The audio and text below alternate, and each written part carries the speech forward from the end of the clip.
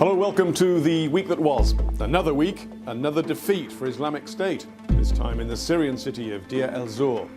The Syrian government said it had driven the group from the last major urban area it controlled in the country. They did it with the help of the Russian Air Force and with Iranian forces, and they're now advancing on ISIL positions near the Iraqi border. Now, strategically, this is important because Iraqi forces say they've begun their own final offensive against ISIL. The region each side of the border is what Islamic State titled the Euphrates province, or what it called its caliphate. Well, now it's being squeezed as both Syrian and Iraqi forces advance towards the Abu Kamal border crossing. ISIL has now lost almost all of the territory it once held in Iraq. As its caliphate crumbles, so too it seems for the moment with the dreams of Catalan Independence. A very different scenario, of course, but one dealt a series of blows this week. Madrid imposed direct rule on the region after it declared independence, and having had his bluff called, the former Catalan president, Carles Puigdemont, essentially ran away. Facing the prospect of an arrest warrant for sedition, he showed up in Brussels with other former cabinet members.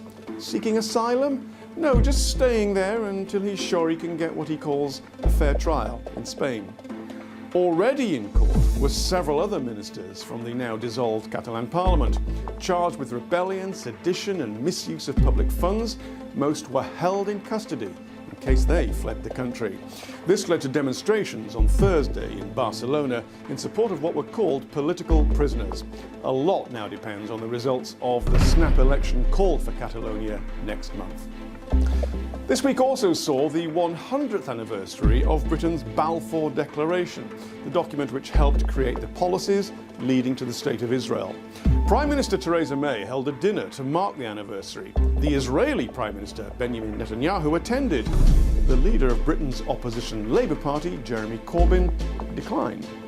Foreign Secretary Boris Johnson celebrated the event, but pointedly pointed out that the passage in the declaration that nothing should be done to harm the civil and religious rights of non-Jewish communities in Palestine had not been fulfilled.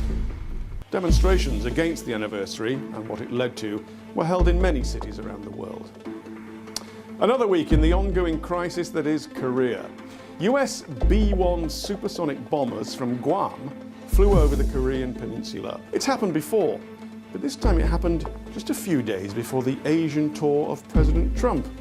North Korea reacted by claiming this was a trial run for a surprise nuclear attack. In fact, it said, the gangster-like US imperialists are ceaselessly resorting to their frantic nuclear threat and blackmail to stifle the DPRK with nukes at any cost. Finally, the idea of preemptive strikes seems to be fashionable. Someone deactivated President Trump's Twitter account this week. For 11 short minutes, any of his 41 million followers clicking on @TheRealDonaldTrump brought only, sorry, that page doesn't exist. Twitter said a customer service employee on their last day in the job was responsible for the deed. However, Mr. Trump is now, once more, technologically enabled with the ability to tweet threats to destroy North Korea. That was the week that was. See you next time.